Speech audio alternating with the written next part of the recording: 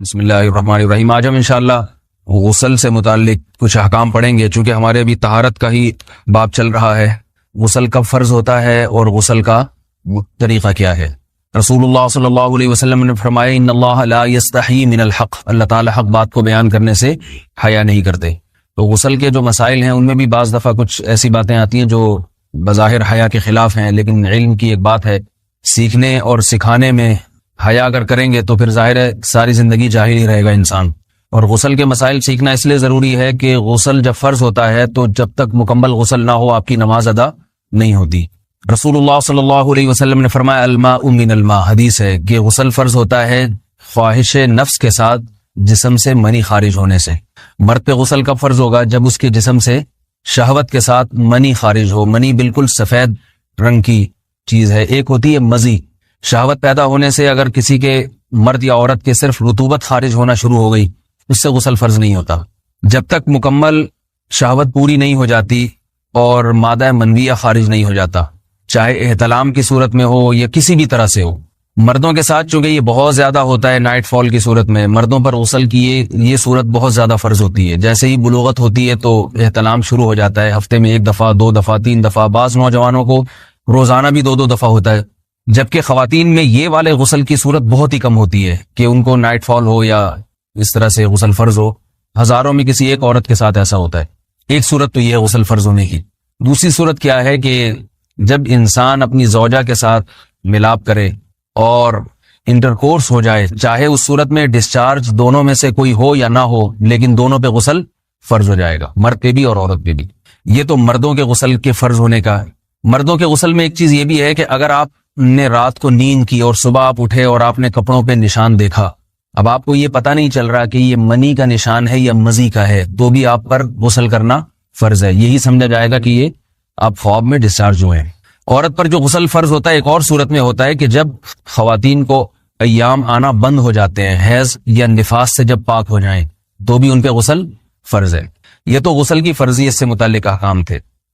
کچھ چیزیں ایسی ہیں جن میں غسل سنت ہے، فرض نہیں ہے۔ جمعہ کے دن غسل کرنا رسول اللہ صلی اللہ علیہ وسلم نے بہت زیادہ تاکید کی ہے۔ سنت کی 2 قسمیں ہیں، سنت مؤکدہ اور سنت غیر مؤکدہ۔ مؤکدہ وہ ہوتی ہیں کہ جن کو چھوڑنے کا اگر کوئی معمول بنا لے تو گناہ کا خطرہ ہے، اور ایسا شخص قابل ملامت ہے، اسے شریعت ملامت کرتی ہے، برا بھلا کہتی ہے۔ تو غسل سنت مؤکدہ ہے، ہفتے میں 1 مرتبہ، چاہے جمعے کے دن ہو یا کسی بھی دن ہو۔ جو مسلمان ہفتے میں 1 دفعہ بھی نہیں نہاتا، وہ کتنا ہی نیٹ کلین ہو، مگر شریعت کی نظر میں وہ قابل ملامت ہے، اسے تانے دینے چاہیے کہ شرم نہیں آتی ہو مسلمان مگر رہتے ہو بھنگیوں اور چماروں کی طرح۔ ملامت تو اسی کو کہتے ہیں نا۔ اس کی دلیل رسول اللہ صلی اللہ علیہ وسلم نے فرمایا، صحیح حدیث ہے، حق علی کل مسلم ان یغتسل کل اسبوع مرۃ، کہ ہر مسلمان پر لازم ہے کہ وہ ہفتے میں کم از کم 1 مرتبہ غسل کرے۔ ہر مسلمان پر لازم ہے، چاہے اس پہ غسل فرض نہ بھی ہو۔ اور کس دن بہتر ہے؟ جمعہ کے دن۔ نبی صلی اللہ علیہ وسلم نے حکم دیا ہے کہ جمعے کے دن غسل کیا جائے۔ امام احمد ابن حنبل کا مذہب یہ ہے کہ جمعے کے دن غسل کرنا واجب ہے، صرف سنت نہیں ہے بلکہ واجب ہے، لیکن جمہور کا مذہب یہ ہے کہ سنت عمل ہے۔ غیر مسلم جب اسلام قبول کرتا ہے تو اس وقت بھی اس کے لیے غسل کرنا سنت ہے۔ جب ہم مردے کو نہلاتے ہیں تو جو مردے کو نہلائے اس کے لیے بھی خود غسل کرنا افضل ہے، سنت عمل ہے۔ عید کے دن غسل کرنا سنت عمل ہے۔ تو یہ وہ تمام مواقع ہیں جن میں غسل کرنا رسول اللہ صلی اللہ علیہ وسلم کی سنت ہے۔ غسل کا طریقہ کیا ہے؟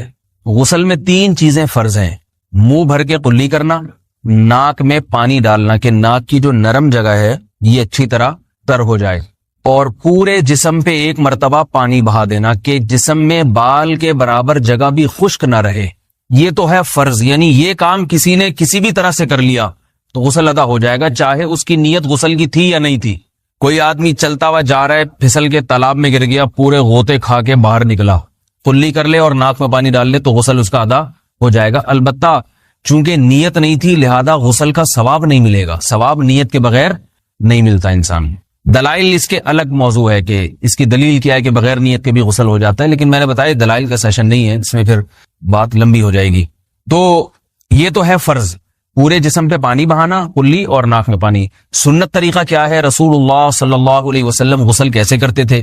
سنت طریقہ جس پہ جو اختیار کرنا چاہیے وہ طریقہ یہ ہے کہ جب آپ غسل کے لیے بیٹھیں تو سب سے پہلے وہ جگہ دھوئیں جہاں نجاست اور ناپاکی لگی ہوئی ہے. نائٹ فال ہوا, کسی کو احتلام ہوا, تو جہاں جہاں گندگی لگی ہے پہلے اس جگہ کو دھوئیں.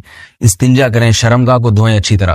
سمجھ رہے ہیں بات کو؟ اس کے بعد ہاتھ دھوئیں اور مکمل وضو کریں جیسے ہم عام حالات میں وضو کرتے ہیں. مکمل وضو کرنے کے بعد دائیں کندھے پہ پانی ڈالا, لیفٹ سائڈ پہ پانی ڈالا. پہلے زمانے میں تو چلو سے غسل ہوتا تھا, ہاتھ دھو لیے تو اب چلو سے پانی لے کے یہاں ڈالا جا رہا ہے, چلو سے پانی لے کے یہاں ڈالا جا رہا ہے, پورے جسم پہ ملا جا رہا ہے, اور چلو سے پانی لے کے 3 دفعہ سر پہ ڈالا جا رہا ہے. تو آج کل چلو ولو تو ہے نہیں, شاور کے نیچے جا کے کھڑے ہو جاتے ہیں. تو اس میں یہ کہ شاور کھولیں, اس میں کھڑے ہو جائیں, سارے چلو اس میں خود بخود ہی ہو جائیں گے, پورے جسم پہ پانی بہ جائے گا. نبی صلی اللہ علیہ وسلم کے دور میں یہ جدید چیزیں نہیں تھیں, شیمپو اور صابن. تو آپ صلی اللہ علیہ وسلم بیری کے پتوں سے غسل کی ترغیب دیا کرتے تھے. بیری کے پتوں کو اگر پانی میں پکایا جائے تو پانی میں میل کچیل صاف کرنے کی صلاحیت بہت بڑھ جاتی ہے. ہمارے زمانے میں اس تکلف کی ضرورت نہیں ہے, صابن ملتے ہیں اس سے نہایا کریں. بہرحال کہنے کا مقصد یہ آپ لوگوں سے, تو یہ سنت طریقے سے غسل ہو جائے گا آپ کا. سمجھ رہے ہیں بات کو؟ سب سے پہلے استنجا کیا, اس کے بعد وضو کر لیا, اس کے بعد غسل کر لیا. اگر کسی نے غسل میں وضو نہیں کیا اور ویسے ہی پورے جسم پہ پانی بہا دیا تو بھی اس کا وضو خود بخود ہو جائے گا. اس غسل سے وہ نماز پڑھ سکتا ہے, کیونکہ بعض لوگ غسل کرنے کے بعد دوبارہ وضو کر رہے ہوتے ہیں. اس کی ضرورت نہیں ہے, کیونکہ جب غسل کرتے ہیں تو وضو والے اعضاء تو خود بخود اس میں دھل جاتے ہیں. یہ ہے غسل کا طریقہ. وضو کیسے ٹوٹتا ہے؟ جن چیزوں سے غسل فرض ہوتا ہے ان چیزوں سے وضو تو بہرحال ٹوٹتا ہی ہے. اس کے علاوہ بھی وضو ٹوٹتا ہے. اس سے پچھلے لیکچر میں نے کچھ تفصیل بتائی تھی کہ نجاست جسم سے کہیں سے بھی خارج ہو جائے یا نجاست نکل کے بہہ پڑے. اگر قضائے حاجت کی جگہوں سے نجاست خارج ہوئی ہے تو نظر بھی آ جائے وضو ٹوٹ جائے گا, اور قضائے حاجت کے علاوہ جگہوں سے اگر نجاست خارج ہوئی ہے, خون وغیرہ ہے جیسے, تو جب تک نکل کے بہے گا نہیں تو اس وقت تک وضو نہیں ٹوٹے گا. سمجھ رہے ہیں بات کو؟ وضو کا طریقہ کیا ہے؟ سب سے پہلے دونوں ہاتھوں کو دھویا جائے, 3 دفعہ کلی کی جائے, مسواک کی جائے, 3 دفعہ ناک میں پانی ڈالا جائے.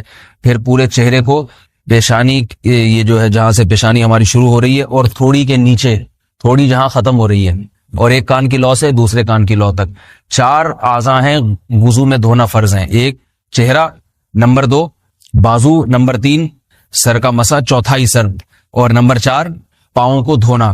اس کی دلیل قرآن مجید کی مشہور آیت ہے فَاغْسِلُوا وُجُوهَكُمْ وَأَيْدِيَكُمْ إِلَى الْمَرَافِقِ. اللہ فرماتے ہیں ایمان والو, جب نماز کا ارادہ ہو تو اپنے چہروں کو اور اپنے ہاتھوں کو دھو, سر کا مسا کرو اور پاؤں کو ٹخنوں سمیت دھو. دھونے کا حکم ہے قرآن مجید میں. البتہ سر کے بارے میں یہ نہیں ہے پورے سر کا مسا کرو, بلکہ آ رہا ہے وَامْسَحُوا بِرُؤُوسِكُمْ. با کا لفظ ہے, با آتی ہے تبعیض کے لیے کہ سر کے بعض حصے کا مسا. اب بعض حصے کا قرآن حدیث میں کہیں تذکرہ نہیں ہے, تو اس میں فقہاء کرام کے اجتہادات ہیں. امام شافعی فرماتے ہیں تھوڑا سا بھی ٹچ کر لیا سر کو ہو جائے گا. امام ابو حنیفہ فرماتے ہیں نہیں, کم از کم 1/4 کا ہونا ضروری ہے. سب کے اپنے اپنے دلائل ہیں, ان دلائل میں نہیں جاتا.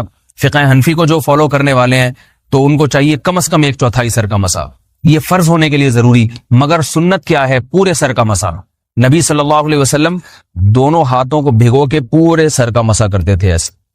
سمجھ رہے بات کو؟ اور مسا کے جو یہ ٹیکنیکل طریقے ہیں کہ آپ یوں پہلے انگلی بنائیں, پھر یوں لے کر جائیں, پھر یوں گھما کے لائیں, پھر یوں, یہ ٹیکنیکل طریقے حدیث سے ثابت نہیں. مسا کا طریقہ کیا ہے؟ بھیگا ہوا ہاتھ لے کے ایسے پورے سر کو ہو گیا. پھر حدیث میں یہ بھی ہے کہ یوں لے جاؤ اور یہ بھی ہے کہ 2 واپس بھی لے کر آؤ, دونوں طرح سے ثابت. تو ایسے بھی کر سکتے ہیں کہ یوں لے جائیں, اور ایسے بھی کر سکتے ہیں لے کے جائیں اور پھر واپس بھی لے آئیں, دونوں طریقے جائز ہیں. لیکن کم از کم سنت اتنی ہے کہ پورے سر کا مسا ہونا چاہیے. بعض لوگوں کو شو مارنے کا شوق ہوتا ہے, اگر وہ واپس لائیں تو بال ان کے خراب ہو جاتے ہیں, کہتے ہیں یار یہ پھر مسئلہ خراب ہو جائے گا, تو پھر ایسے لوگ صرف یوں ہی لے جائیں کافی ہے. افضل تو یہ کہ یوں بھی لے جائیں, یوں بھی لے جائیں, دونوں طرح سے صحیح ہے. بہرحال دونوں حدیث سے ثابت ہیں. سمجھ رہے بات کو؟ اور یہاں ایک اہم مسئلہ بتا دوں, قرآن مجید نے پاؤں کو دھونے کا حکم دیا ہے, پاؤں پہ مسا کرنے کا حکم نہیں دیا. اور حدیث میں خفین پر مسا کرنے کا حکم ہے. تو قرآن اور حدیث کو فقہاء نے جمع کیا ہے, لہذا وہ موزے جن میں آسانی سے پاؤں دھوئے جا سکتے ہیں ان میں چاروں ائمہ کے نزدیک پاؤں پہ مسا کرنا جائز نہیں. سعودی عرب میں جو بعض سلفی حضرات اور یہاں ہمارے ہاں بھی اہل حدیث حضرات نے عام موضوع پر بھی جو مسا کی ایک روایت ڈال دی ہے, اسلاف میں, تابعین, تبع تابعین میں اور چاروں ائمہ کے مذاہب میں اس کا ثبوت نہیں ملتا. اگر اسلاف میں کوئی قائل بھی ہے تو ایک شاذ قول, اکا دکا قول ملتا ہے, ورنہ یہ ائمہ اربعہ کے مذہب کے خلاف ہے. اور جو احادیث جو نقل ہوتی ہیں صحیح سند کے ساتھ